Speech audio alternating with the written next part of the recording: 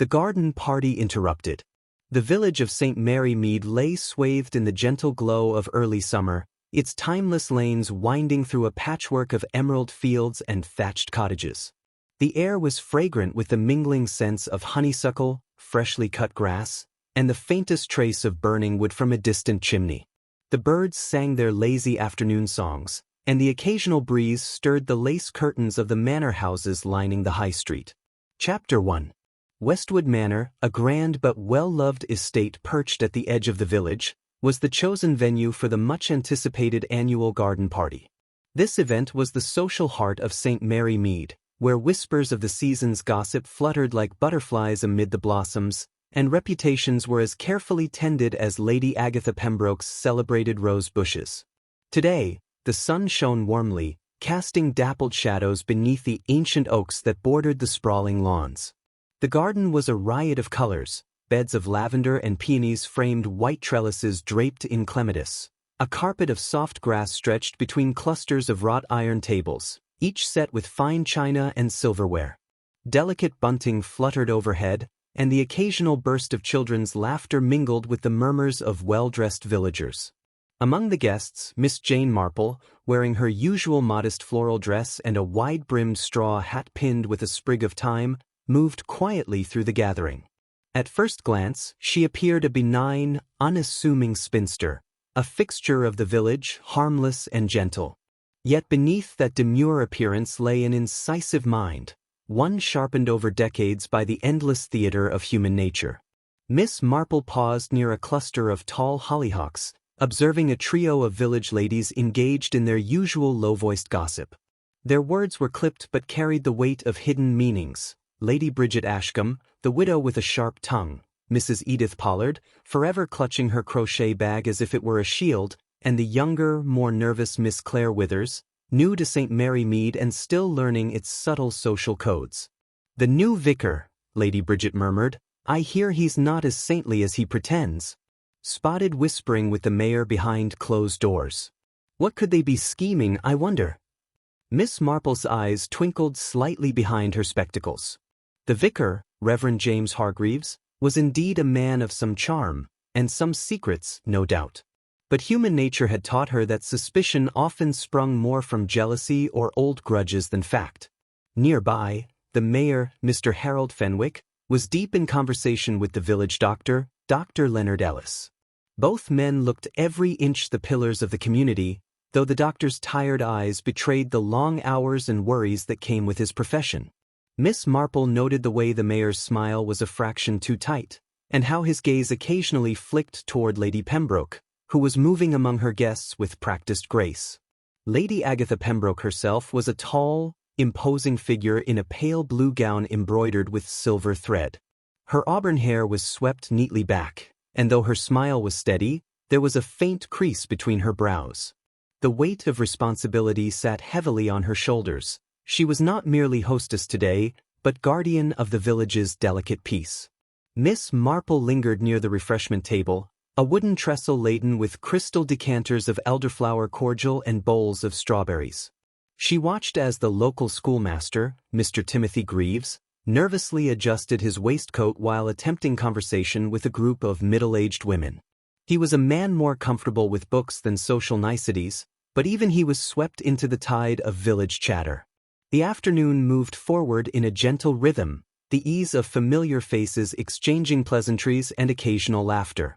Children darted in and out among the adults, their bare feet brushing over the soft grass, chasing after brightly colored ribbons and soap bubbles.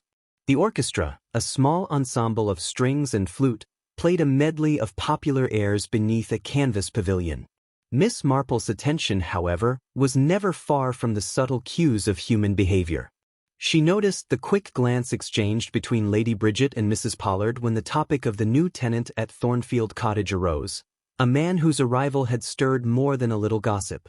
She observed how the usually unflappable Mr. Fenwick's fingers tapped impatiently on the edge of his glass whenever the subject shifted to local politics.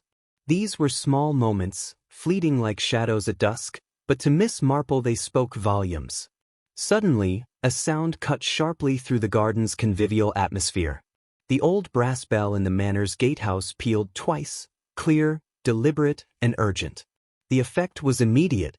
Conversations faltered, glasses paused halfway to lips, and a ripple of unease passed through the guests. Twice, the bell rang again, a steady, insistent summons. Miss Marple's eyes narrowed. The gate bell, seldom used except for visitors announced by appointment, rarely tolled more than once. Twice was a signal. Something was wrong. From the far end of the garden, a young footman dashed toward the gate, his face flushed and eyes wide with alarm. His footsteps were hurried but careful, betraying the urgency he sought to convey without causing panic. Lady Pembroke, standing nearby, stiffened imperceptibly and exchanged a brief, meaningful look with the house steward, Mr. Giles Harrow. As the footman reached the gatehouse, a figure emerged from the late afternoon haze. A man, drenched by a sudden and unexpected downpour that had passed unnoticed by most guests. His coat clung heavily to his frame, water dripping from the brim of his hat. His expression was grave, a mixture of fatigue and tension etched across his face. A hush fell as the man crossed the threshold and approached the assembled crowd, his boots leaving muddy tracks on the manicured lawn. Lady Pembroke stepped forward, her composure intact but her voice low and urgent as she spoke to the newcomer. Miss Marple remained in the background, her gaze unflinching. She observed the subtle rise of the man's shoulders beneath his sodden coat, the quick flick of his eyes scanning the faces before him. There was no immediate sign of relief, only the gravity of a message carried in haste. Whispers began to spread. Guests exchanged puzzled glances, their curiosity piqued and nerves on edge. The vicar approached quietly, his clerical collar slightly askew, placing a calming hand on Lady Pembroke's arm. Mr. Fenwick, the mayor, furrowed his brow and muttered something inaudible. Miss Marple's mind, ever alert, catalogued every nuance. The sharp ring of the bell, the man's drenched state, the tension among the usually composed guests, each was a piece of a puzzle just beginning to reveal its shape. As the newcomer spoke in hushed tones, only fragments reached the assembled villagers, urgent, at once. Mr. Clements, Finger? A ripple of shock passed through the crowd. Mr. George Clements, a reclusive yet well-regarded gentleman who lived alone in the old rectory on the village outskirts, was known for his eccentricities and secretive habits. The mention of his name stirred unease. Lady Pembroke's eyes met Miss Marple's for a brief moment, a silent plea hidden in their depths. The garden party, once a celebration of summer's warmth and village camaraderie, had become the stage for something far darker. The bell that rang twice was not merely a call for attention, it was a summons to uncover a secret long buried beneath the village's placid surface. Miss Marple, with her gentle smile and unassuming presence, already sensed the threads of mystery weaving themselves tightly around St. Mary Mead. She knew that beneath the polished facades and polite smiles, the true story lay hidden, waiting for the right moment and the right observer to bring it into the light. The summer afternoon faded slowly toward evening, but for Miss Marple, the true gathering was just beginning. The bell's sharp echo still lingered in the air when the guests at Westwood Manor slowly began to stir from their frozen silence. Whispered conversations began to ripple outward, carrying speculation like autumn leaves on a restless wind. The once joyful garden party now held an undercurrent of unease, as if the village itself had drawn a collective breath and braced for a storm. Miss Marple remained near the fringe of the gathering, watching without speaking. Her eyes traced the shifting expressions on familiar faces, the fleeting flicker of fear in Lady Bridget Ashcombe's eyes, the stiffening of Reverend Hargreaves' posture, the barely concealed impatience on Mayor Fenwick's face. Each reaction was a small puzzle piece, and to Jane Marple, they hinted at histories and grudges more tangled than the rose thorns in Lady Pembroke's garden. In the immediate aftermath of the man's arrival, Lady Pembroke addressed the crowd with a calm yet resolute voice. "Friends, I ask for your patience and discretion. We have just received troubling news concerning Mr. George Clements. I am sure you understand that we must await confirmation before speculation." Though her words were measured, the unease deepened. Conversations resumed in fragmented bursts, with gossip already taking root. By the time the guests began to disperse toward their homes, the village had become a crucible of whispered theories. At the Red Lion pub at the church porch, and along the high street, voices rose and fell, weaving stories both fact and fantasy. At the Red Lion, the village's long-standing meeting place, the usual crowd gathered early that evening. The air was thick with smoke and the mingling scents of ale and coal fire. Behind the polished mahogany bar, Mrs. Hattie Dawkins poured pints with practiced ease, occasionally pausing to listen to the murmured speculations. "Did you hear?" asked old Mr. Jenkins, the retired railway worker, leaning close to his drinking companion, Mrs. Constance Miller. "That man was soaked to the bone. Came all the way from the rectory, said something about danger. What do you suppose could have happened to Mr. Clements?" Mrs. Miller wrung her hands, her knitting momentarily forgotten. "George Clements? That quiet man? I can't imagine he'd be in any real trouble. But you know how things are. No one really knows what goes on behind closed doors in St. Mary Mead." Nearby, two younger men, Tommy Bates and his cousin Charlie, exchanged hushed words. Tommy, a farmer's son, was known for his sharp tongue and quick temper. Charlie, quieter and more cautious, kept close watch on his cousin. "Maybe he's been robbed," Tommy suggested with a shrug. "Or worse. The village has changed. Not all folk are what they seem anymore." "Don't be so quick to jump to the worst, Tommy," Charlie replied, though even he sounded unsettled. Miss Marple had visited the Red Lion often enough to know the pulse of village opinion, but tonight, she did not join the crowd. Instead, she took a quiet stroll through the village's winding lanes, allowing the voices of speculation to drift around her while she pondered the facts known so far. The rectory itself was a modest, ivy-covered cottage nestled at the edge of the village, hemmed in by tall hedges and towering oaks. George Clements had lived there alone for many years, a man of few words and peculiar habits. He was a scholar by inclination, spending much time with his books and his garden, and was known for his passion for old manuscripts and village history. Miss Marple recalled how Mr. Clements had attended the garden party less frequently in recent years, preferring solitude. Yet, despite his reclusiveness, he was respected for his gentle manners and unfailing kindness to the children he sometimes tutored in Latin. Her thoughts were interrupted by a familiar voice behind her. "Miss Marple, I see you're out walking. It's a fine evening, though the news is far from fine." It was Reverend James Hargreaves, his clerical collar slightly askew, his normally cheerful eyes shadowed with concern. "Yes, Reverend," Miss Marple replied softly. "The village has been unsettled, though I suppose you have heard the rumors already." "I have," he said, his gaze distant. "I wish I could say more, but the truth remains uncertain. We are awaiting word from the authorities." They walked a few paces in silence before Miss Marple ventured gently, "You knew Mr. Clements well?" "To a degree," the vicar admitted. "We share an interest in the village's history. But he was a private man, perhaps too much so. Even I sometimes struggled to penetrate his reserve." Miss Marple nodded thoughtfully. Privacy can often hide more than simple reticence. They paused near the village green, where the last light of day faded behind the silhouette of the parish church. The church clock chimed softly, its melancholy tone marking the passage of time. "I hope it is nothing truly dreadful," the vicar murmured. "But when the bell rings twice, one fears the worst." "Indeed," Miss Marple replied. "And sometimes, Reverend, it is the small things, a glance, a word, a gesture, that reveal the truth." Meanwhile, the mayor, Mr. Harold Fenwick, convened a hurried meeting at the village hall with the local constable, Inspector Alex Smythe. Fenwick's normally affable demeanor was replaced by a terse, businesslike tone. "We cannot allow this to unsettle the village further," Fenwick said. "The garden party was meant to celebrate community, not sow suspicion. Find out exactly what is happening at the rectory. We must have answers, and soon." Inspector Smythe, a stout man with a measured gaze, nodded. "I'll dispatch officers to investigate immediately.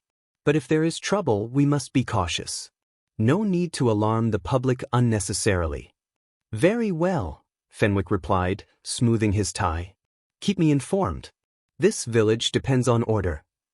Yet beneath the mayor's calm exterior, Miss Marple noted the flicker of something else. Anxiety, perhaps, or a secret worry. That evening, as darkness settled over St. Mary Mead, the village lights blinked on one by one. The narrow lanes grew quiet, save for the occasional footsteps of late risers or the distant bark of a dog. Miss Marple returned to her cozy cottage on Cherry Tree Lane. Her small sitting room was bathed in the soft glow of a kerosene lamp, its flame flickering gently as she settled into her favorite armchair. The window behind her offered a view of the sleeping village, orderly houses with neatly trimmed hedges, curtains drawn, the faint outline of the church spire etched against the starry sky. Yet beneath this calm lay a web of unsettled lives. Miss Marple unfolded a sheet of paper from her bag, where she had jotted notes throughout the afternoon.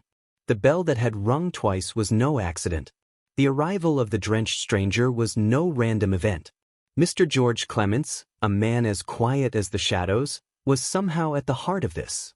Her thoughts drifted to the gossip she had heard, the suspicions whispered at the Red Lion, the half-truths exchanged among neighbors, and the subtle glances exchanged between those who knew more than they let on. A mystery was unfolding, as intricate as the patterns in a lace handkerchief. Miss Marple, with a faint smile, murmured to herself, "Every village has its secrets. And every secret, a keeper."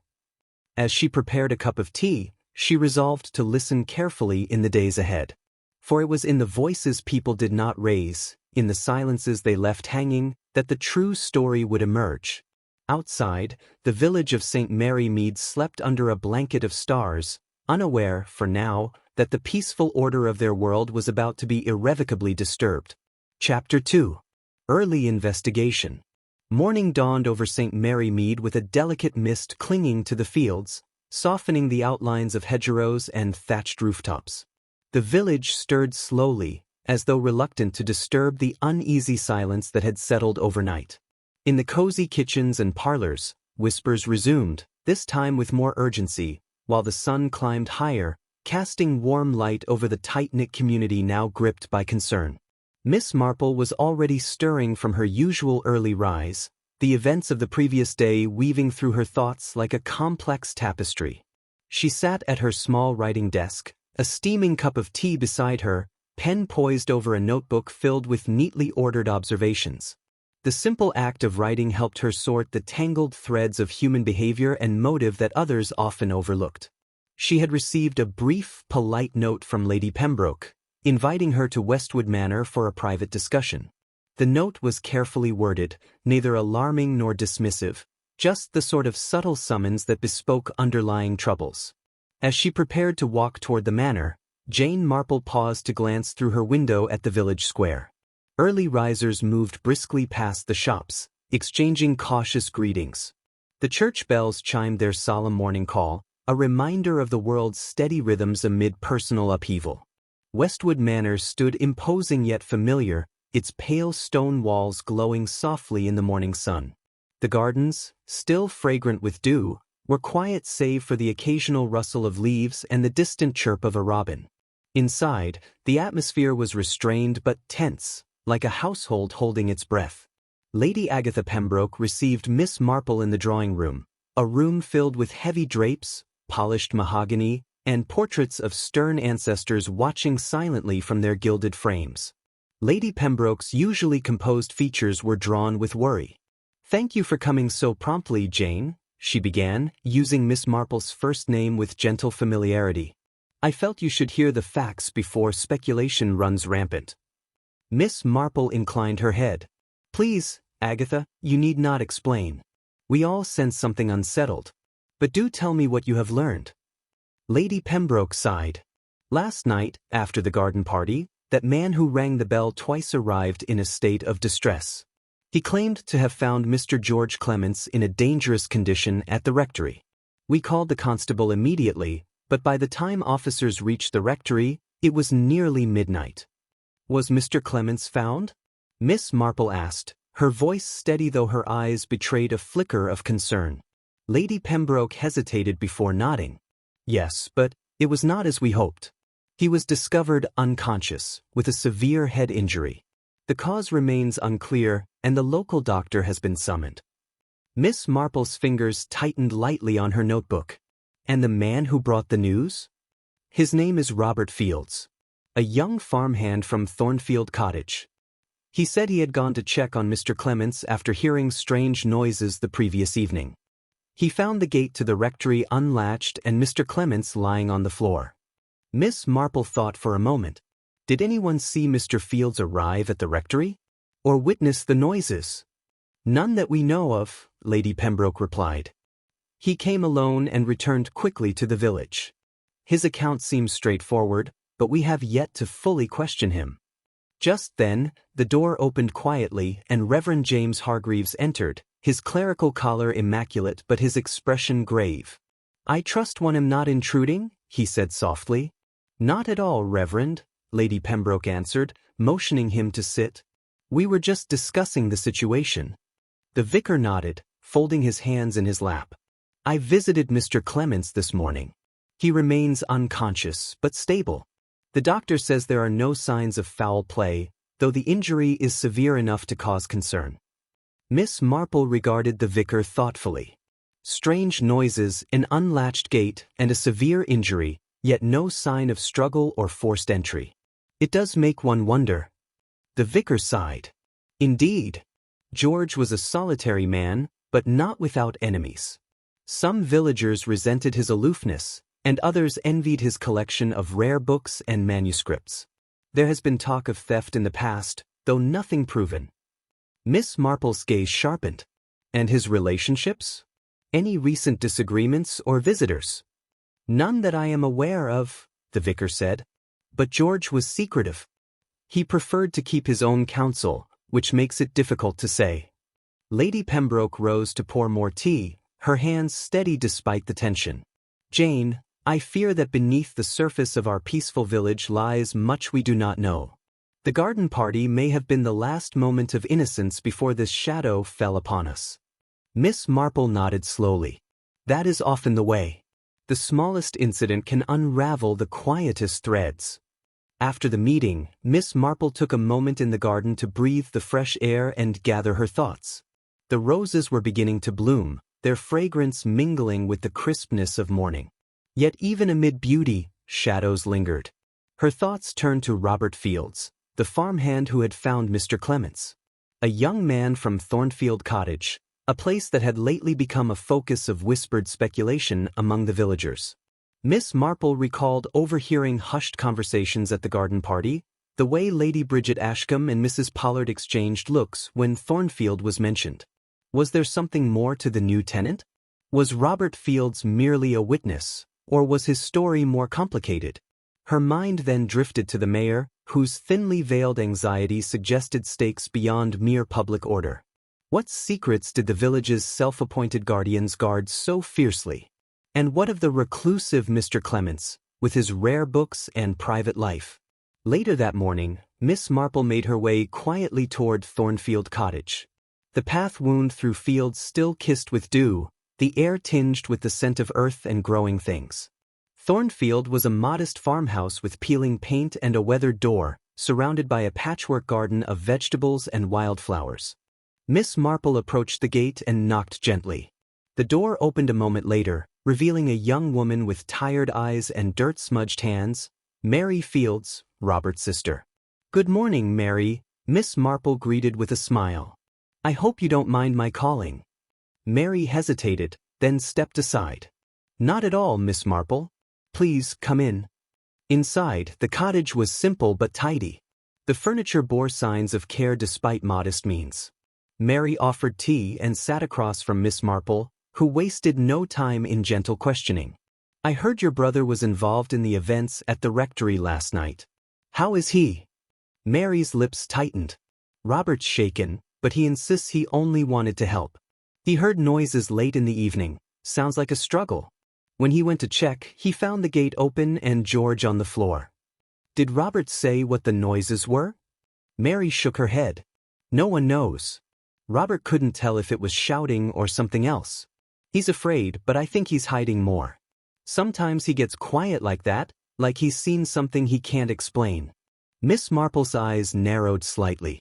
"And the village? How have people been treating you and your family?" Mary's expression flickered with hurt. "There's suspicion. Since we came here, some have been cold or distant. Thornfield Cottage has its share of stories, I suppose. But we're just trying to live quietly. Miss Marple nodded with understanding. Sometimes, fear makes people see shadows where none exist. As she left the cottage, Miss Marple felt the familiar pull of the puzzle tightening. The threads of mystery were many: the injury to Mr. Clements, the strange noises, the open gate, and the wary newcomers at Thornfield. Each detail hinted at deeper layers yet to be uncovered. The village of St. Mary Mead, with all its charm and tradition, was now a place where trust was fragile and secrets simmered beneath the surface. Miss Marple resolved to watch and listen carefully in the days ahead, knowing that sometimes the smallest observation, an overlooked glance, a subtle hesitation, was the key to unlocking the truth. As the sun climbed higher, casting light and shadow alike across the village green, Miss Marple set off toward the village center, ready to immerse herself once more in the quiet complexities of human nature. The village of St. Mary Mead was slowly returning to its usual rhythm, yet a palpable tension hung in the air, like a shadow stretching across sunlit fields. The news of George Clements's injury had spread rapidly, transforming quiet streets and cozy homes into places of whispered suspicion and wary glances. In a village as small and close-knit as St. Mary Mead, such an event was both a rarity and a rupture, a sudden crack in the facade of tranquility. Miss Marple, however, remained outwardly serene. She went about her usual morning routine with deliberate calm, making her way to the village center, where the hubbub of daily life offered a wealth of subtle clues for the keen observer. Her first stop was the village post office, a tiny brick building with a faded sign and an array of local notices tacked to the door. Behind the counter, Mrs. Beatrice Pritchard, the postmistress, was busy sorting letters and parcels, her sharp eyes lifting briefly when she saw Miss Marple enter. "Good morning, Jane," Beatrice greeted, using Miss Marple's given name as she often did. "You've heard the news about Mr. Clements, no doubt?" "Yes, quite unsettling," Miss Marple replied softly. "How is the village taking it?" Beatrice shrugged, her lips pursed. "Well, you know how people are. Fingers point quickly. There's talk of old grudges and new disputes. It's quite a stir for a place like this." Miss Marple smiled faintly. "And who do the villagers suspect, if you don't mind my asking?" Beatrice leaned in slightly, lowering her voice. "Well, some think Robert Fields might know more than he says. Others whisper about Mr. Clements himself. Some say he wasn't as harmless as he seemed. And then there's talk of the mayor's involvement. People say he's been acting strange, trying to keep things under wraps." Miss Marple's interest was piqued. The mayor's behavior had already caught her attention, but she knew better than to jump to conclusions. "Thank you, Beatrice," she said kindly. "You've given me much to consider." After leaving the post office, Miss Marple strolled down the high street, noting the subtle shifts in posture and expression among the villagers. Some greeted her with forced smiles, others avoided her gaze altogether. She passed the bakery, where Mrs. Olive Harding was arranging freshly baked scones on a tray. "Good morning, Miss Marple," Olive said with a nervous smile. "I'm sorry to say, there's been a lot of chatter. Some folks are quite convinced there's more to Mr. Clements's injury than meets the eye." "Rumors do have a way of growing legs," Miss Marple observed gently. "But facts are a steadier guide." Olive nodded, glancing around as if wary of eavesdroppers. "It's about the past, you see. Mr. Clements had a falling out with a few neighbors years ago. Some think it never truly healed." Miss Marple made a mental note.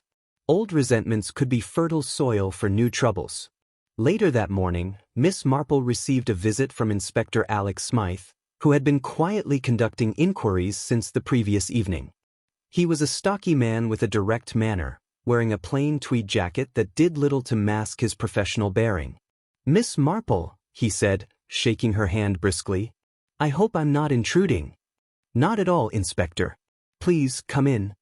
They settled in the sitting room, where Miss Marple offered tea, which he accepted with a brief nod. "Thank you.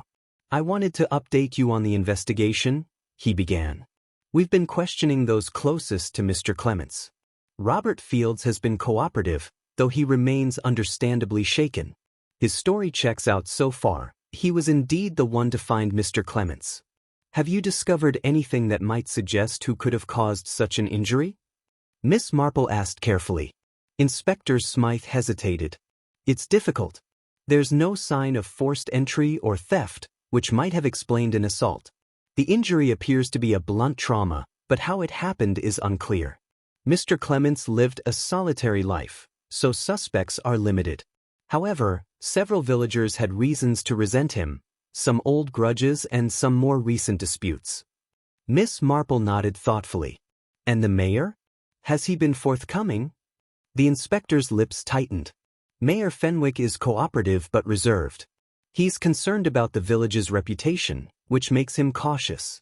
I suspect he's trying to balance public order with uncovering the truth. Understandable, Miss Marple said. Such situations require delicate handling. They spoke at length about the individuals in question, and Miss Marple listened closely, mentally weighing each detail. The afternoon found Miss Marple visiting Thornfield Cottage once more. Mary Fields greeted her with a hesitant smile, and this time Robert Fields was present, a young man whose face bore traces of sleepless nights and worry. Miss Marple observed Robert carefully, noting the nervous way he avoided eye contact and the restless tapping of his fingers. Robert, she began gently, I understand how difficult this must be for you. If there is anything you wish to share, please do not hesitate.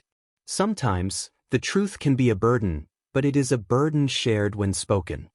Robert swallowed hard, then spoke in a low voice. I only wanted to help Mr. Clements. When I heard the noises, I thought someone might be hurt. I didn't see anyone else. But I'm not sure I heard everything clearly. Miss Marple inclined her head, encouraging him to continue. There was a sound, like a struggle, and then silence. When I opened the gate, it wasn't locked, which was odd. Mr. Clements was on the floor, near the door. I tried to lift him, but he was too heavy. I ran for help. Did you notice anything unusual about the gate or the path leading to the house? Miss Marple asked. Robert hesitated. Now that you mention it, the ground near the gate looked disturbed, like someone had been there recently. But I didn't think much of it at the time. Miss Marple made a small note in her mind. Disturbed ground could suggest someone had left in haste or arrived. Later, Miss Marple paid a call on Lady Bridget Ashcombe, whose sharp eyes and sharper tongue had often been the source of village gossip. Lady Bridget received her with a mixture of curiosity and thinly veiled suspicion. Jane, she said, you do seem to have a knack for being where the trouble is. Tell me, what do you make of all this fuss? Miss Marple smiled sweetly. I find human nature endlessly fascinating, Bridget. The truth, I suspect, lies somewhere beneath the surface of all these stories. Lady Bridget gave a short laugh. Oh, it's beneath the surface all right. St. Mary Mead is no longer the sleepy village it once was. I dare say some folks have much to hide. Such as? Lady Bridget's eyes gleamed. Well, there was that disagreement George had with Mr. Fenwick some years back over the building of the new road. Not to mention the feud with the Bakers over the ownership of some land. And then there's that curious newcomer, the Fields family at Thornfield. Miss Marple nodded. Old grievances do have a way of lingering. But grudges alone seldom lead to violence.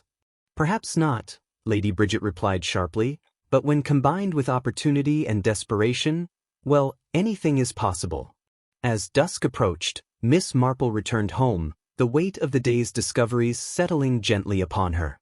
The faces of her suspects floated through her mind, the cautious Robert Fields, the guarded mayor, the sharp-tongued Lady Bridget, and of course, the silent and injured Mr. Clements himself.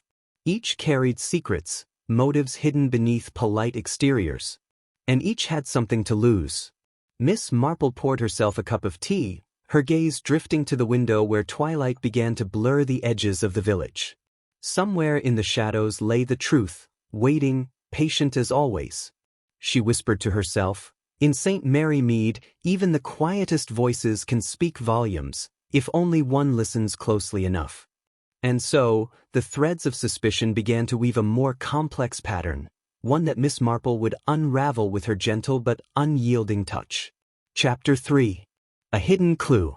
The following morning brought a light drizzle over St. Mary Mead, mist curling around the village rooftops and softening the familiar landscape. The usual bustle of the market square was subdued, faces appeared drawn and voices hushed, as if the rain had dampened more than just the earth. The shadows of recent events lingered like the lingering fog, touching every doorstep and conversation. Miss Marple, undeterred by the damp, set out early, wrapped in a practical navy cloak. Her keen eyes surveyed the village with quiet intensity, gathering fragments of information from casual encounters and passing remarks. Though she moved with the unassuming grace of a village spinster, her mind worked steadily, piecing together the subtle details others might dismiss. Her first stop was the rectory, the place at the center of the mystery. A small crowd had gathered outside the ivy-clad cottage, murmuring in low tones. The local doctor, Dr. Leonard Ellis, was leaving the house, his coat collar turned up against the rain, his face marked by fatigue. "Good morning, doctor," Miss Marple greeted. "I hope Mr. Clements is showing some improvement." Dr. Ellis shook his head slowly. "Not yet, I'm afraid. The injury to his head is severe. We've done all we can, but the prognosis remains uncertain."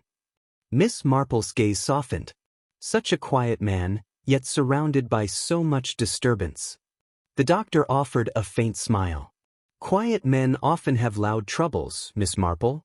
As he departed, Miss Marple's eyes drifted to the garden gate, which hung slightly ajar.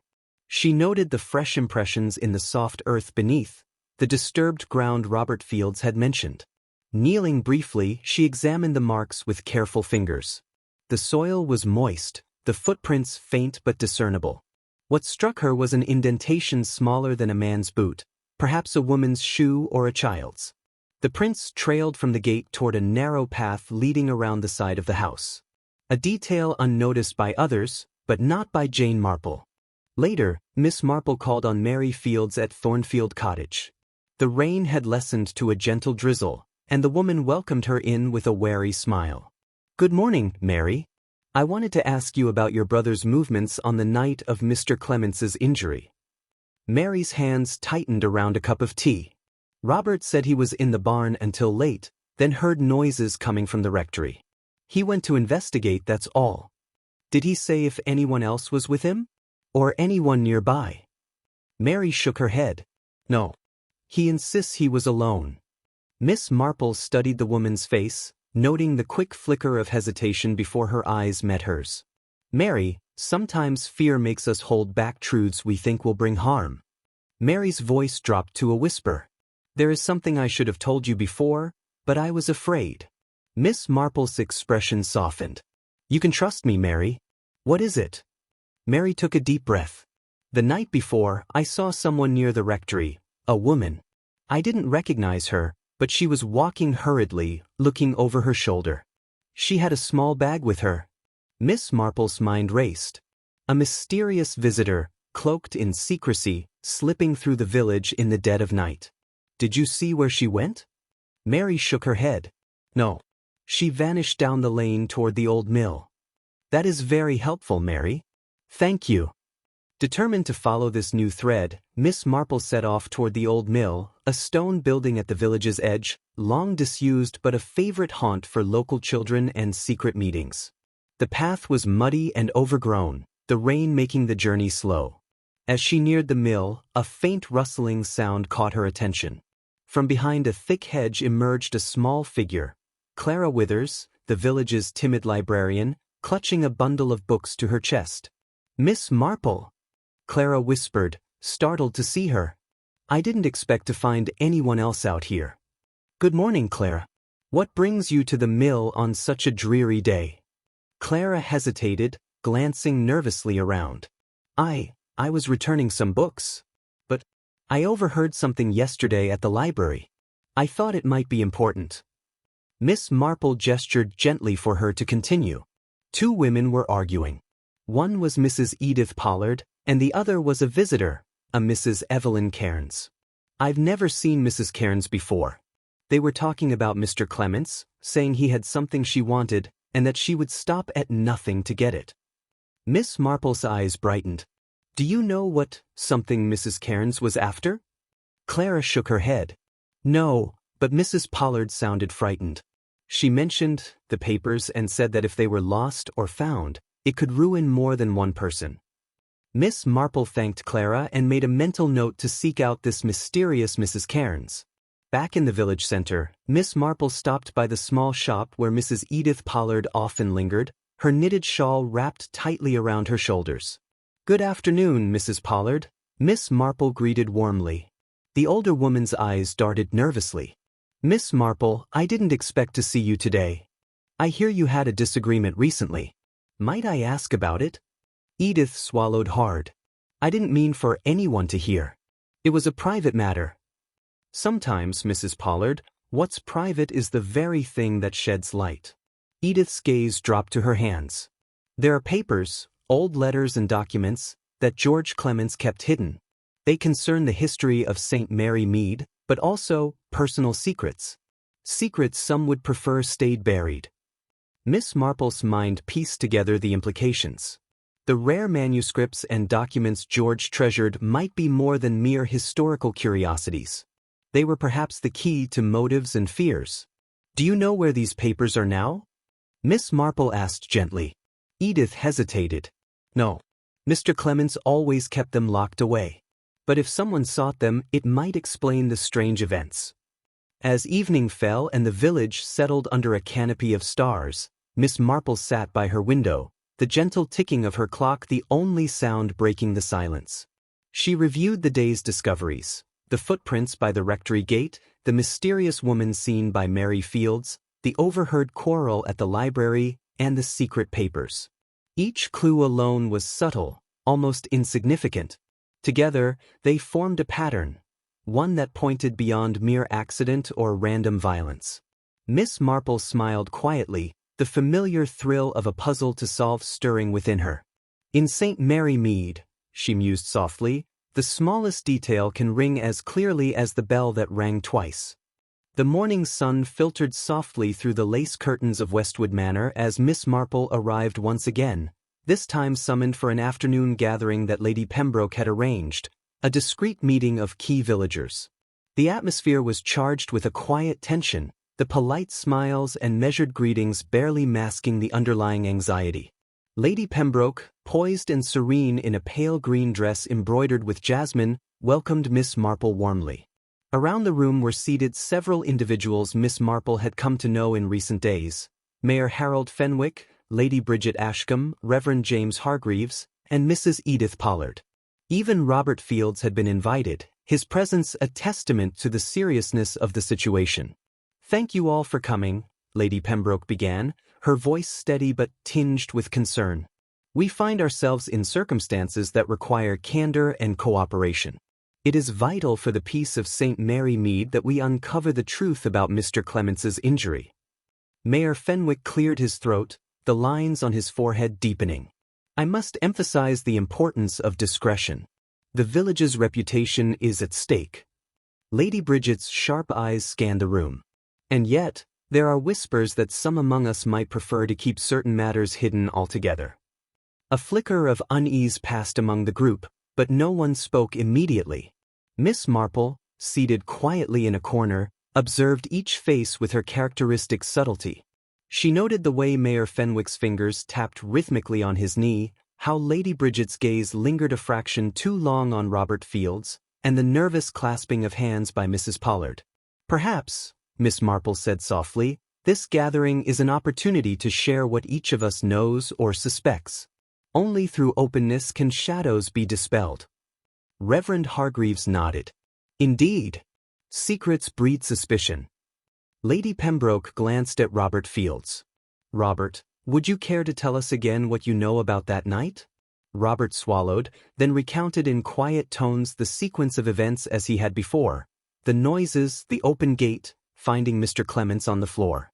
Yet, as he spoke, Lady Bridget's eyes narrowed. "Robert," Lady Bridget interrupted, "did you see anyone else near the rectory? Anyone following you? Anyone who might have had reason to harm Mr. Clements?"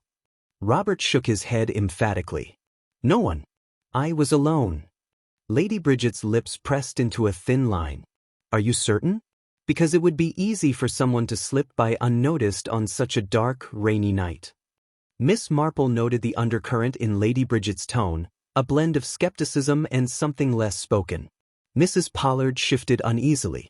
There are those who would do anything to get their hands on George's papers. Perhaps the visitor Mary Fields saw was connected to that. Mayor Fenwick's face flushed slightly. We have no proof of such claims. Speculation only serves to inflame the village. But sometimes, Miss Marple interjected gently, it is in the details, in the small actions and hesitations, that truth reveals itself. The conversation turned to Mr. Clemence's past. Lady Bridget spoke of the decades-old dispute over land boundaries that had once divided families. Mrs. Pollard recalled whispered rumors of a scandal involving George's ancestors, carefully concealed beneath layers of respectability. Reverend Hargreaves added, even the most tranquil places carry histories that shape the present. As the dialogue deepened, Miss Marple's attention was drawn to the mayor, who seemed increasingly guarded. When questioned about his dealings with Mr. Clements, he offered only vague responses about civic duties and the need to preserve the village's harmony. Mayor Fenwick, Miss Marple said quietly, the desire for peace is commendable. But peace built on silence and concealment can be fragile. Mayor Fenwick's eyes met hers steadily. I assure you, Miss Marple, I act with the village's best interests at heart. Miss Marple gave a small nod, making a note of his careful words. The afternoon wore on and tensions grew. Lady Bridget confronted Mrs. Pollard about the mysterious Mrs. Evelyn Cairns, a woman said to have been seen arguing heatedly with Edith over the disputed papers. I have not seen her for weeks, Edith replied defensively. But her intentions were clear, she wanted what George kept hidden. I feared what she might do. Do you believe Mrs. Cairns could be involved in this? Lady Bridget asked pointedly. Possibly, Mrs. Pollard admitted. But without evidence, it is mere suspicion. Miss Marple observed the interplay carefully, sensing the layers of alliances and rivalries beneath the polite exchanges. Toward the end of the gathering, Lady Pembroke suggested a visit to the rectory might be helpful, to look for any clues that had been overlooked. The group agreed, though Mayor Fenwick hesitated. As they prepared to leave, Robert Fields lingered by Miss Marple. Miss Marple, he whispered, there's something else I haven't told anyone.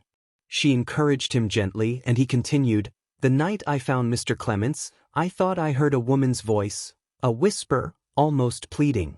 But when I looked, there was no one. Miss Marple's heart quickened. A voice, a mysterious visitor, footsteps in the night. These were no coincidences. The group proceeded to the rectory, where the atmosphere was heavy with unease. The house stood silent, its ivy-covered walls shadowed beneath the lowering sky. Miss Marple examined the rooms with quiet care, noting the overturned chair in the sitting room and a faint scuff mark near the window. On the floor, she spotted a small, delicate object, a silver earring, half buried in the rugs pile. She held it up gently. This was missed in the initial search. It belongs to a woman. Lady Pembroke looked startled. How did it come to be here? Mayor Fenwick's jaw tightened. I do not know. Robert's face paled. Miss Marple's gaze swept the room, piecing the scene together. The earring, the whispered voice, the disturbed earth outside. They painted a picture of a struggle, subtle but real. Back outside, Miss Marple turned to the assembled group.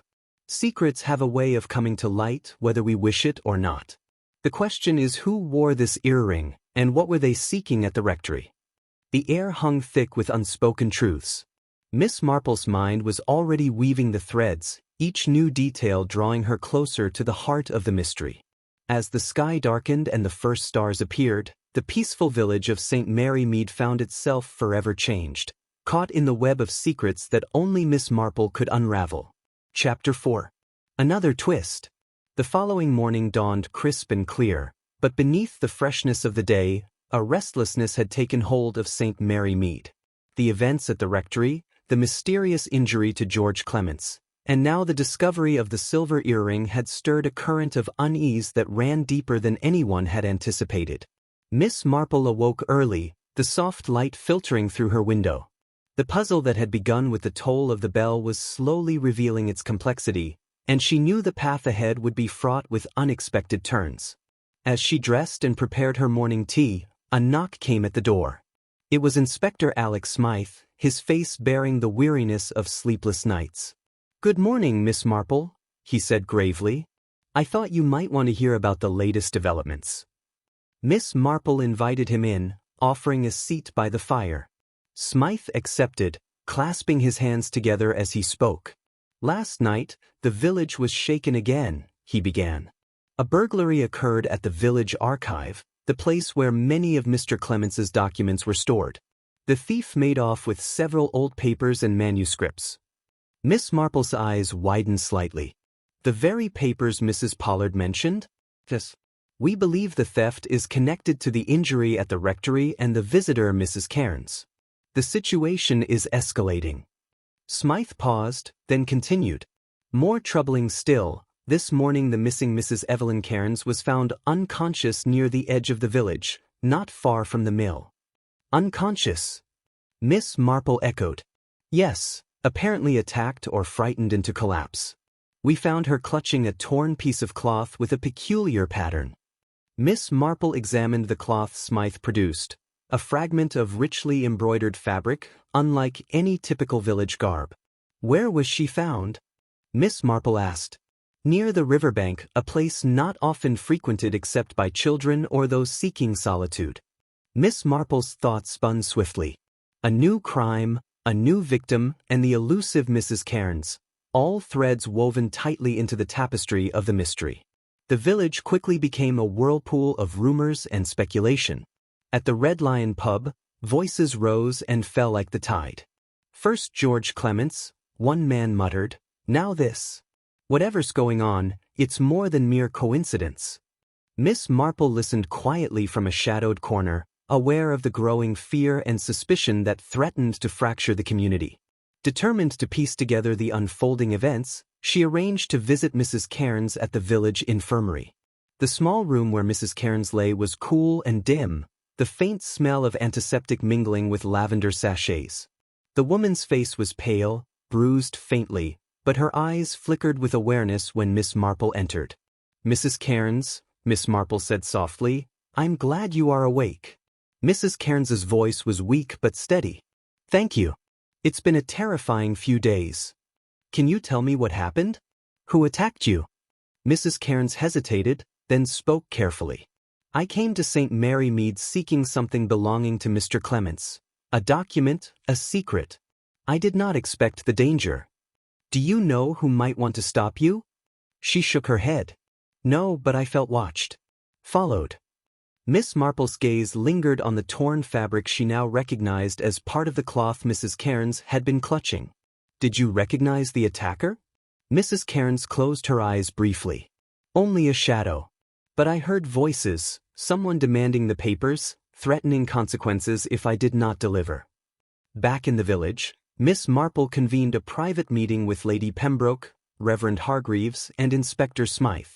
"We must consider that the stolen documents are more than historical curiosities," Miss Marple said. "They hold power, secrets capable of disrupting lives." Lady Pembroke nodded. "But whose lives? And why now?" Reverend Hargreaves frowned. "Perhaps the past is finally catching up with us." Inspector Smythe added, "We are looking for a person, or persons, willing to use violence to keep those secrets buried." Miss Marple's mind turned back to the silver earring found at the rectory. And to the owner of that earring. If Mrs. Cairns was attacked, might she have crossed paths with the same person? The group fell silent, each considering the possibilities. That evening, as twilight fell, Miss Marple walked the lanes near the old mill, retracing Mary Fields's account of the mysterious woman seen that night. The air was thick with the scent of damp earth and blooming wildflowers, shadows lengthening beneath the ancient trees. Suddenly, a figure appeared from the undergrowth, Mrs. Edith Pollard, her shawl pulled tightly around her shoulders, eyes darting nervously. "Miss Marple," she whispered, "I heard you were asking questions about Mrs. Cairns." Miss Marple nodded gently. "Yes. Is there something you wish to share?" Mrs. Pollard hesitated, then leaned closer. "There's talk of a hidden room in the rectory. George was secretive even about his own home. Some say he kept his most valuable papers there." Have you seen it? Miss Marple asked. No, but I heard a conversation between George and an old friend about its location. They said it could only be opened with a special key. Miss Marple's mind raced. A hidden room, stolen papers, an attack. These were no longer random events but parts of a carefully concealed narrative. Do you know where the key might be? Miss Marple pressed. Mrs. Pollard shook her head. No. But if someone else knows, they might be desperate to find it. As Mrs. Pollard slipped away into the growing dusk, Miss Marple stood alone, contemplating the next steps. Returning home, Miss Marple poured herself a cup of tea, the warmth a comfort against the chill of uncertainty. The day's revelations had added new layers to the mystery, layers that demanded patience, keen observation, and understanding of human nature's darker facets.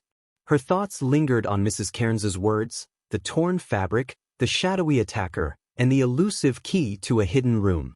Sometimes, Miss Marple mused quietly, it is not only what is said or done, but what is hidden that holds the greatest power.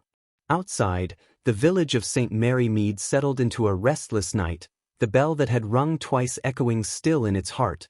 The evening drew in over St. Mary Mead with a gentle hush, as the village settled into a quiet, uneasy stillness.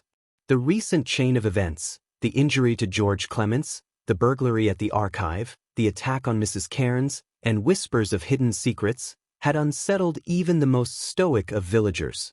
Yet to Miss Marple, these moments of tension were the very canvas upon which human nature revealed itself in its truest colors. Seated in her cozy sitting room, the soft lamplight casting shadows across the worn but cherished furniture, Miss Marple contemplated her next steps. The clues she had gathered were numerous but scattered: a torn piece of fabric, a secret room locked away, a mysterious visitor with a hidden agenda. The puzzle pieces were beginning to fit together, yet one crucial question remained. Who was behind this web of deceit, and what was their true motive? Miss Marple had long learned that answers seldom came from direct confrontation, but rather from the subtle reactions of those who believed themselves beyond suspicion. Tonight, she planned her final test, a psychological game, delicate but decisive. Her mind turned to Lady Bridget Ashcombe, whose sharp eyes and sharper words had consistently surfaced when secrets were mentioned. The woman's thinly veiled animosity toward both George Clements and the Fields family made her a figure of interest. Similarly, Mayor Fenwick's guarded demeanor and desire to maintain order at any cost hinted at concealed truths. Even Robert Fields, shaken yet oddly reserved, could hold pieces of the puzzle still hidden. Miss Marple resolved to engage them, watching closely for telltale signs. The flicker of a glance, a tightening of lips, a sudden change in tone. Late that evening, Miss Marple invited Lady Bridget for a quiet cup of tea in her sitting room. The room was warm, the soft ticking of the clock underscoring the calm facade. "Bridget," Miss Marple began gently, "I've been reflecting on the curious events of late. It seems the village's past is not as settled as it once appeared." Lady Bridget's eyes sparkled with a mixture of curiosity and caution. "Indeed, Jane. It's surprising how long-buried grievances can resurface." Miss Marple smiled faintly. "Tell me, what do you know of the secret room at the rectory?" Lady Bridget's composure faltered for just a moment before she recovered. "Only what the villagers say, rumors, really. George was a private man, and perhaps wisely so. Yet some believe that room held more than mere papers," Miss Marple pressed. "Documents that could upset long-standing relations?" Lady Bridget's gaze sharpened, but her voice remained steady. "Such speculation is dangerous." "True," Miss Marple agreed. "But sometimes, it is danger that forces the truth out." As the conversation unfolded, Miss Marple watched the slight twitch of Lady Bridget's fingers, the barely perceptible tightening around her teacup. These small tells, often overlooked, spoke volumes. Later in the evening, Miss Marple met quietly with Mayor Fenwick in the village hall, under the pretense of discussing the security measures after the burglary. "Mayor," Miss Marple began, "your efforts to preserve peace are admirable, but peace built on secrecy is fragile." Fenwick's eyes darkened briefly. "I have the village's best interests at heart, Miss Marple." "Of course," she said gently. But sometimes the best interests are served by uncovering uncomfortable truths. She observed the subtle signs, the way Fenwick's jaw clenched, the faint sheen of sweat on his brow, the hurried sip of water. Psychological pressure, applied carefully, was beginning to coax secrets into the open. The following day, Miss Marple arranged a discreet meeting with Robert Fields at Thornfield Cottage. The young man seemed nervous but willing to speak. "Robert," she said kindly, "sometimes it is easier to bear the truth when shared." He hesitated, then confessed, "There was more that night. When I heard the noises at the rectory, I wasn't alone. I saw a figure, womanish, moving quickly, but I was too afraid to approach." "Did she have any identifying features?" Miss Marple asked. Robert shook his head. "No, only that she wore a cloak with a patterned lining." Miss Marple's eyes narrowed thoughtfully. The embroidered fabric from Mrs. Cairns's torn cloth now seemed to link this figure. "Do you think she was after the papers?" Robert nodded. "Yes. I'm afraid there are those willing to go to great lengths." As the day wore on, Miss Marple gathered her thoughts and planned her next move. The time had come to weave the threads of suspicion together, to watch and wait for the reactions only the guilty could betray. That evening, she invited the key players, Lady Bridget, Mayor Fenwick, Robert Fields, and Mrs. Pollard, to Westwood Manor for a casual gathering under the guise of a social visit. The large drawing room, with its rich tapestries and soft firelight, provided the perfect stage. Miss Marple engaged each in gentle conversation, subtly introducing topics related to the stolen papers, the secret room, and the recent attacks. Her questions were indirect, phrased as musings or recollections, designed to provoke thought rather than defense. She watched carefully as Lady Bridget's eyes flickered with impatience, as Mayor Fenwick's usual composure cracked with a fleeting look of alarm, and as Robert Fields struggled to maintain eye contact. Then, with practiced ease, Miss Marple casually mentioned the silver earring found at the rectory. A gasp escaped Mrs. Pollard, her hands trembling slightly. Miss Marple's gaze softened. "It seems, dear Edith, that some truths have been hidden in plain sight." The room grew still. Miss Marple leaned forward, her voice calm but firm. The bell rang twice that night to announce a disturbance, a call for attention that was ignored by many. Yet here we are, finally listening. She paused, letting the weight of her words settle. Someone in this room knows more than they have shared, and it is in their reaction, the smallest sign of discomfort, that the truth will emerge. Eyes met eyes, and the delicate psychological game unfolded. As the evening deepened, Miss Marple's final test continued, each subtle glance and slight tremor revealing the layers of guilt, fear, and desperation entwined in the village's secrets. In St. Mary Mead, where the smallest detail could speak volumes, the gentle yet relentless mind of Jane Marple closed in on the heart of the mystery. Chapter 5. The Reveal. The drawing room at Westwood Manor was cloaked in a warm, flickering glow as the fire crackled softly, casting long shadows that danced upon the walls lined with ancestral portraits. The heavy curtains were drawn against the night, sealing the small gathering in a bubble of quiet tension. Miss Marple sat poised near the hearth, her keen eyes resting gently on each of the guests, who were seated with varying degrees of discomfort and curiosity. The atmosphere was charged, and everyone sensed that the time for subtlety was drawing to a close. The veil that had shrouded St. Mary Mead's dark secret was about to be lifted, and it would not be by chance or accident but by the quiet, unyielding determination of one woman who had long understood the ways of the human heart. Miss Marple began softly, "We have spoken much of papers, of secrets, of shadows that haunt this village. But it is time we consider not just the past but the present, the motives and actions that brought us here." Her gaze turned to Mayor Fenwick, whose fingers nervously twisted a handkerchief in his lap. "Mayor Fenwick," she said gently, "you have tried to maintain order and silence. But it is often those who speak the loudest of peace who have the most to hide."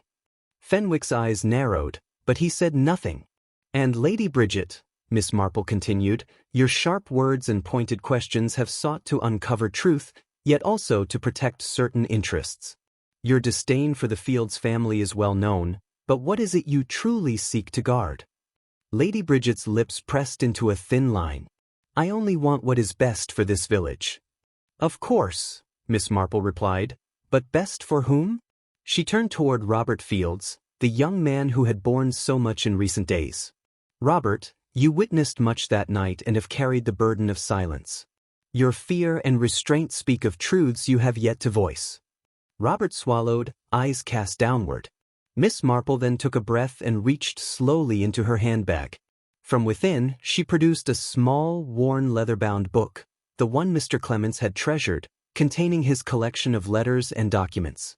I have here the key to the mystery, she said, both figuratively and quite literally. She passed the book around, its pages worn but its contents revealing. Among them were letters hinting at old land disputes, family scandals, and promises made in secret. But the heart of the matter, Miss Marple said, lies in the theft of these documents. Someone here sought to hide or claim these papers to protect themselves. A sudden movement startled the group as Lady Bridget sharply interrupted. You imply accusations without proof. Miss Marple smiled, unruffled. Not accusations, but observations. The silver earring found at the rectory belonged to one who did not want their presence known. She held up the earring, its delicate filigree glinting in the firelight. Lady Bridget, you wear earrings of this design, Miss Marple observed quietly. Lady Bridget's composure cracked, her fingers tightening on her chair's arm. And the torn cloth Mrs. Cairns clutched, Miss Marple continued, matches the fabric of a shawl seen in your possession. The room fell silent. Mayor Fenwick shifted, breaking the stillness. This is preposterous. Miss Marple's eyes fixed on him. And yet, the mayor's reluctance to fully cooperate raises questions. The need to preserve the village's reputation has perhaps blinded him to the truth. She turned toward Robert Fields. You spoke of a woman seen near the rectory that night. That woman was Lady Bridget, attempting to retrieve the papers before they could be revealed. Lady Bridget's defiance wavered under the steady gaze of Miss Marple. The injury to Mr. Clements, Miss Marple explained, occurred during a confrontation. He tried to protect his secrets. The struggle left him unconscious, but not before he managed to lock the hidden room. The missing key? Robert's voice broke in. Indeed, Miss Marple nodded. It was taken to prevent anyone from accessing the documents.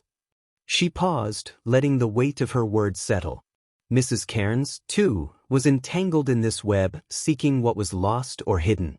Her attack was a warning, one meant to silence her.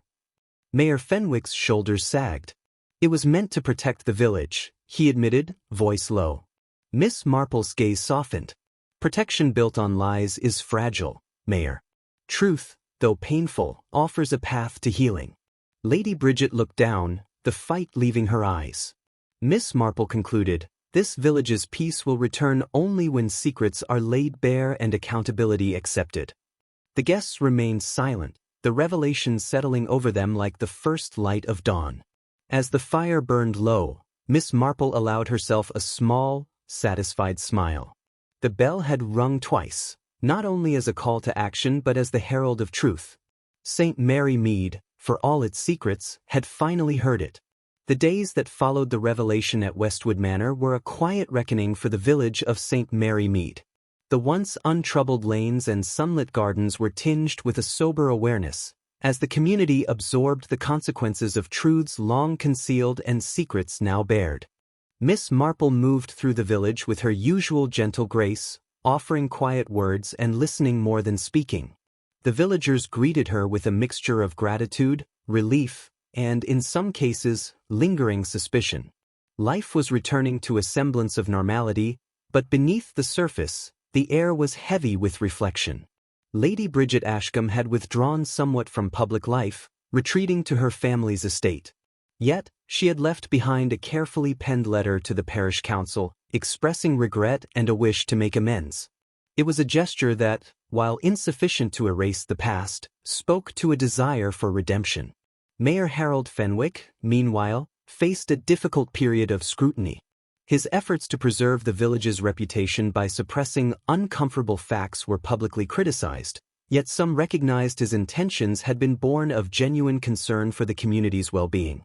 He vowed to rebuild trust through openness, a promise tested by many skeptical eyes. Robert Fields, now regarded with a more sympathetic eye, began to regain his footing. His courage in speaking the truth and aiding the investigation had helped lift the shadow that had darkened Thornfield Cottage. Mary Fields, too, found support among neighbors who had once regarded the family with suspicion. Miss Marple's own role remained modest as ever. She preferred the quiet corners of the village. Her cottage on Cherry Tree Lane, the village church, the little shop on High Street, places where the pulse of human nature beat steadily beneath the surface. One afternoon, as a gentle breeze stirred the blossoms in the churchyard, Miss Marple found herself in conversation with Reverend James Hargreaves. "The village has endured much," the vicar said softly. "But there is a strength in facing truth, no matter how painful."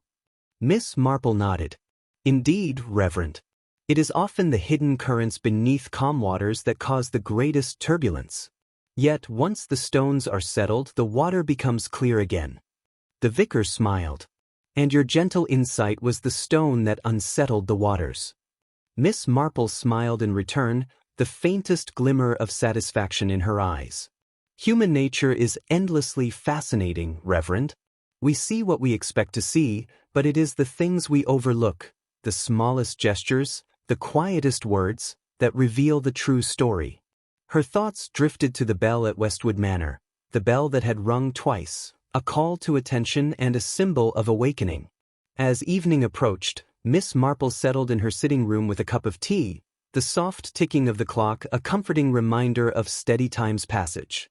She reflected on the events that had unfolded, the secrets uncovered, the lives changed, and the enduring patterns of human behavior she had witnessed. The village was healing, but not without scars. Trust, once broken, required careful tending. Yet, in this small English village, life would go on as it always did, with its joys and sorrows intertwined. Miss Marple's gaze lingered on the window, where the last light of day faded behind the trees. She felt a quiet contentment in having played her part, not as a crusader or a judge, but as a patient observer, gently guiding truth into the light. In St. Mary Mead, the bell might have rung twice, but the village's heart was steady and enduring, ready to face whatever future awaited. And Jane Marple, with her understated wisdom and keen eyes, would be there to listen and understand as always. Chapter 6. Ripples Through the Village. The events at Westwood Manor and the subsequent revelations cast long ripples throughout St. Mary Mead, touching every corner of the village and unsettling the careful equilibrium that had endured for generations. Life, as it often did in small communities, moved forward, but the undercurrents of change were undeniable. Miss Marple, ever the quiet observer, noticed the shifts not only in the public but in the private, subtle changes in behavior, in conversations, in glances exchanged over teacups and behind shop counters. At the village post office, Mrs. Beatrice Pritchard had resumed her usual duties but with an added wariness. She now received letters with a sharper eye, particularly those addressed to Lady Bridget Ashcombe, whose withdrawal had become the subject of whispered speculation. One afternoon, Miss Marple stopped by the shop. Beatrice greeted her with a nod, her voice low. "Jane, people are still talking, but I think there's a new respect for Robert Fields. He's not just the quiet farmhand anymore." Miss Marple smiled gently. Courage and honesty often change how we are seen. Nearby, at the Red Lion pub, the local men gathered as always, but their conversations were more tempered, less prone to wild conjecture. The events had sobered many, reminding them of the fragility beneath the village's surface calm. Tommy Bates, once quick to voice suspicions, now leaned back with a thoughtful gaze. "Funny, isn't it? How close we all were to things none of us saw clearly." Charlie, quieter but no less aware, nodded. "Makes you wonder what else we miss." Miss Marple's thoughts wandered to the Fields family, whose quiet resilience had slowly earned the village's tentative acceptance. Mary Fields had taken to visiting the church regularly, seeking solace and perhaps new beginnings. Robert, meanwhile, returned to the farm with a steadier step, though the weight of recent events remained visible in his eyes.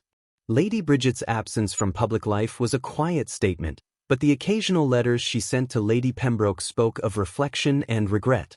The village, it seemed, was learning to confront not only others' faults but its own. Miss Marple herself found renewed purpose in the rhythm of village life. Her visits to the local library became more frequent, not only for the books but to quietly support Clara Withers, whose nervous demeanor was gradually giving way to confidence. One crisp morning, as Miss Marple walked through the market square, she encountered Reverend Hargreaves standing outside the church, preparing for the day's service.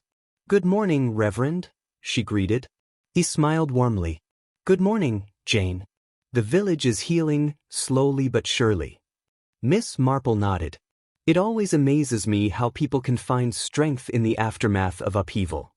"Faith and community," he replied, "are pillars that hold even the most fractured hearts." Their conversation was interrupted by the chime of the church bell, ringing out clearly across the village. It was a simple, singular toll this time, steady and reassuring. Miss Marple's gaze lingered on the bell tower. The bell had rung twice before, signaling distress and awakening, but now it sang a different song, one of cautious hope. Later that week, at Westwood Manor, Lady Pembroke hosted a modest gathering to thank those who had supported the village through its ordeal. The atmosphere was warm, tempered by the knowledge that while the worst had passed, healing was ongoing. Miss Marple mingled quietly, observing the renewed connections forming among the villagers. Conversations were softer, smiles more genuine. The bonds of community, once strained, were beginning to mend. In a corner, Lady Pembroke approached Miss Marple with a grateful smile. "Jane, your insight and kindness have been a beacon for us all." Miss Marple's eyes twinkled.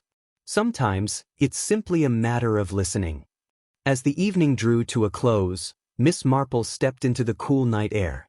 The stars above twinkled with familiar constancy, indifferent to human troubles yet offering a silent comfort. She paused to look once more at the village she had long called home. St. Mary Mead, with its secrets and stories, its faults and forgiveness, was as alive and intricate as ever. And as always, Miss Marple would be there, watchful, patient, and ready to unravel the next mystery hidden beneath the surface of everyday life.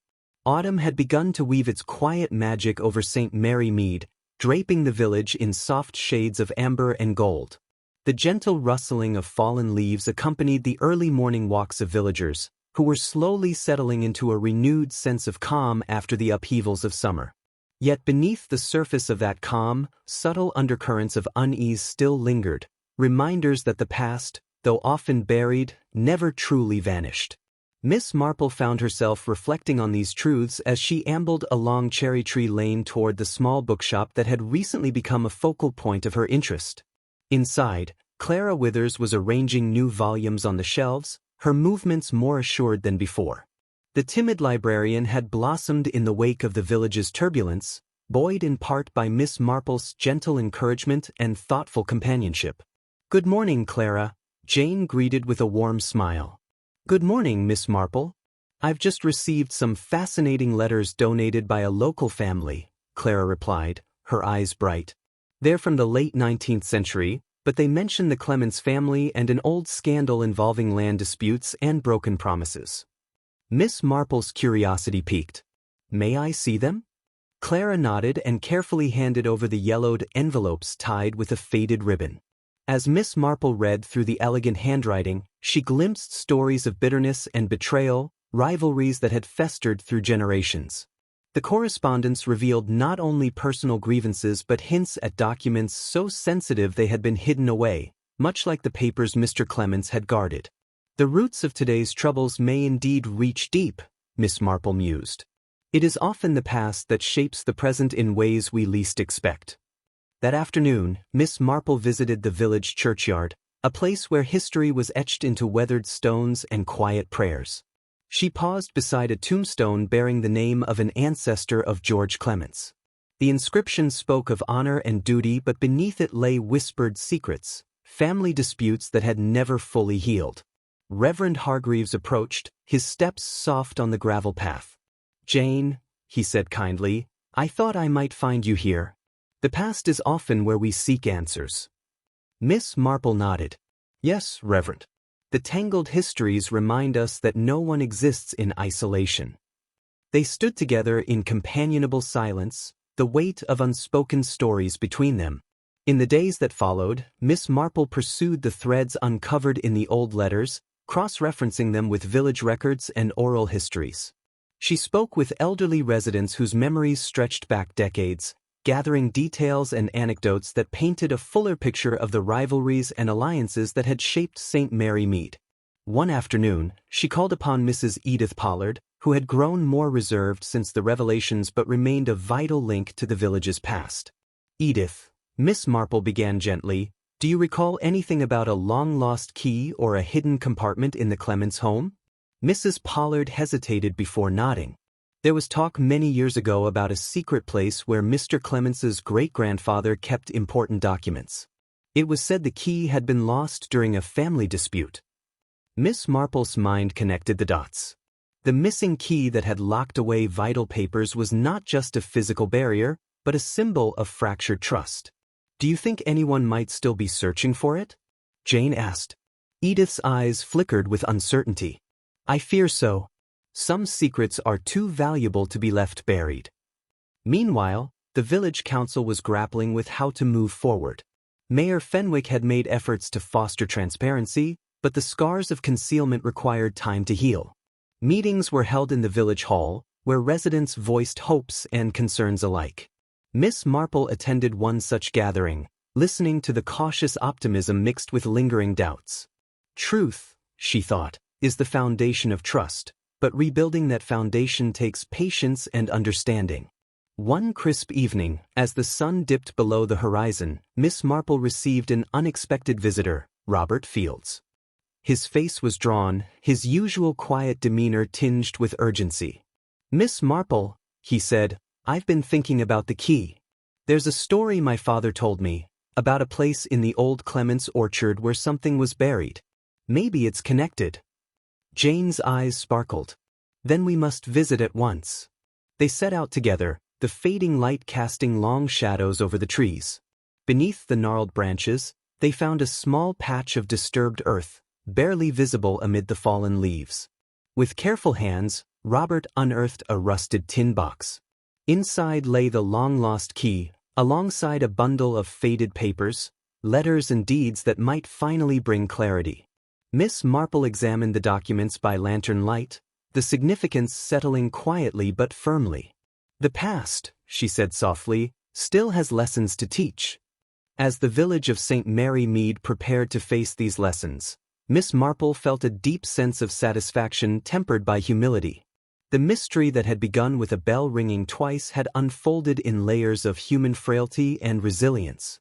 And as the autumn leaves turned and fell, she knew that the true story was not only in uncovering secrets but in understanding the hearts that guarded them. Chapter 7. Unveiling the Truth.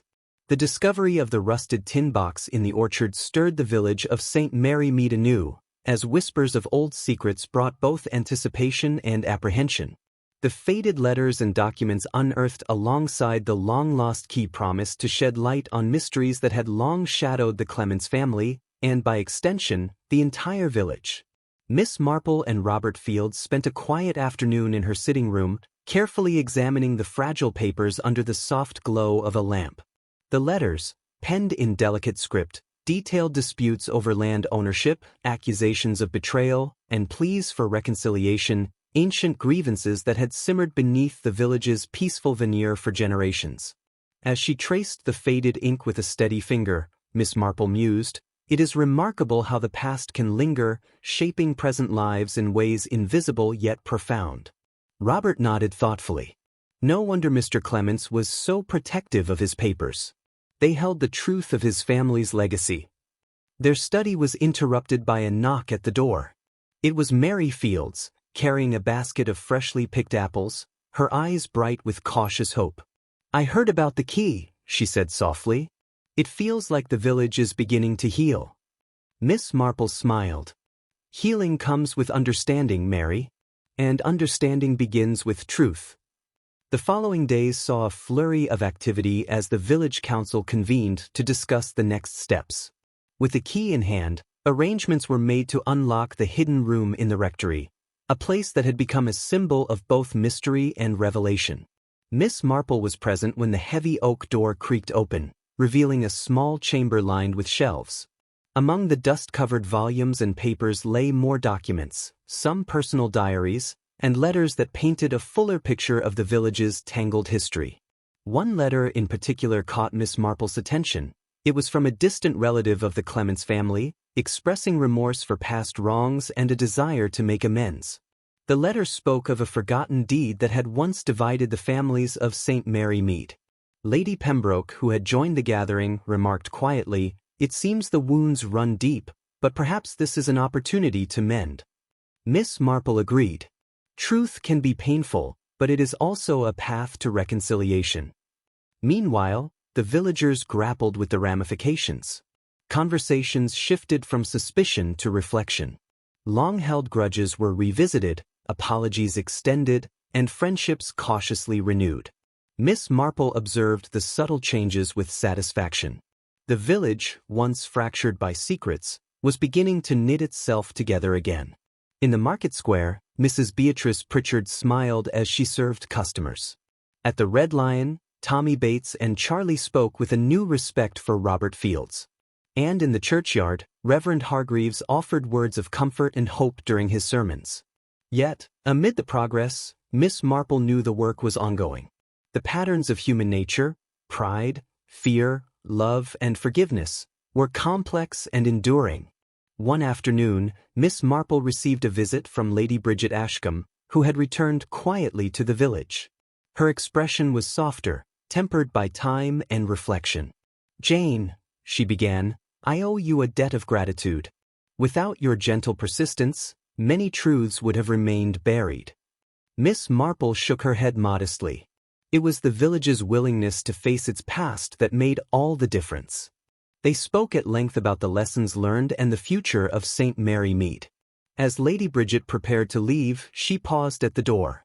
"Do you think the village will ever be the same?" Miss Marple smiled kindly. "No. It will be better." As autumn deepened and the days grew shorter, the village embraced a new season of hope tempered with wisdom. The bell that had rung twice to signal a call for help had echoed into a call for healing. Miss Marple, seated by her window one evening with a book in hand, gazed out over the village rooftops glowing softly beneath the moonlight. In the end, she mused, it is understanding that transforms a community, and patience that sustains it. And with that quiet thought, she turned her attention back to her reading, ready for whatever new stories and mysteries St. Mary Mead might bring. The chill of late autumn settled over St. Mary Mead, brushing the hedgerows with frost and turning the village's narrow lanes into pathways of amber and ochre. The season's change mirrored the subtle transformations taking place within the community, a slow but steady movement from turmoil toward reconciliation.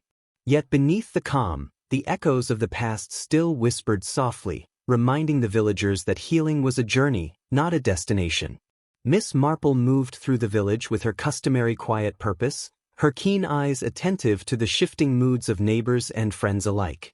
The events of the summer, the injury to George Clements, the unveiling of long-hidden documents, and the stirring of old grudges, had left their mark. Yet the village's resilience was evident in the tentative smiles and renewed conversations that began to ripple through market stalls and parlors. One crisp morning, Miss Marple paid a visit to the Fields family at Thornfield Cottage. The farmstead, nestled amid rolling fields now golden with harvest, seemed to breathe new life. Mary Fields greeted her at the door, her expression brighter than it had been in weeks. "Jane, it's good to see you," Mary said warmly. "Robert is in the barn, tending to the animals. He's been busy but spirits are lifting." Miss Marple nodded thoughtfully. Sometimes, hard work brings not only tasks but solace. Inside the cottage, the warmth of a wood fire mingled with the scent of freshly baked bread. Mary spoke of the changes she had witnessed, the easing of suspicion, the gestures of goodwill, and the slow return of trust. "People are beginning to see us not as outsiders, but as part of the village," she said quietly. "It's a relief." Miss Marple smiled gently. "Community is a living thing, Mary. It bends and sways with the winds of change but roots itself in understanding." Later that afternoon, Miss Marple visited Westwood Manor, where Lady Pembroke was hosting a small gathering to mark the turning of the season. The drawing room was warm and inviting, filled with familiar faces engaged in subdued but genuine conversation. Lady Bridget Ashcombe was among the guests, her presence less formidable, softened by time and reflection. She approached Miss Marple with a small smile. "Jane," she said, "the past weeks have been difficult, but I feel there is a new spirit in St. Mary Mead." Miss Marple agreed. "There is strength in facing the truth, however quietly it comes." Their conversation was interrupted by the arrival of Reverend James Hargreaves, who joined the two women with his usual gentle demeanor. "The village is healing," he said, "but the work of reconciliation is ongoing. It requires patience, forgiveness, and a willingness to listen." Miss Marple nodded thoughtfully. "And a keen eye for the small signs, the glances, the silences, that reveal the heart of things." As the sun dipped low, casting long shadows over the manicured lawns, the gathering moved outdoors to the garden, where the scent of late-blooming roses mingled with the crisp air. The villagers spoke quietly, sharing memories and hopes. Miss Marple found herself near Robert Fields, who looked out over the fields with a contemplative gaze. "Robert," she said softly, "how do you feel about what has transpired?" He turned to her, a flicker of vulnerability in his eyes. "It's been a hard road, Miss Marple. But I believe we're moving forward, not just as individuals but as a village." She smiled. "The past may cast long shadows, but even shadows shift with the light." Their conversation was interrupted by the chiming of the village bell, a single, clear note that echoed softly through the twilight. Miss Marple looked toward the bell tower, a quiet symbol of the village's endurance. That night, as the village settled into peaceful slumber, Miss Marple sat by her window, a cup of tea warming her hands. The mysteries she had unraveled had led not only to justice but to a deeper understanding of human nature and the fragile bonds that hold communities together.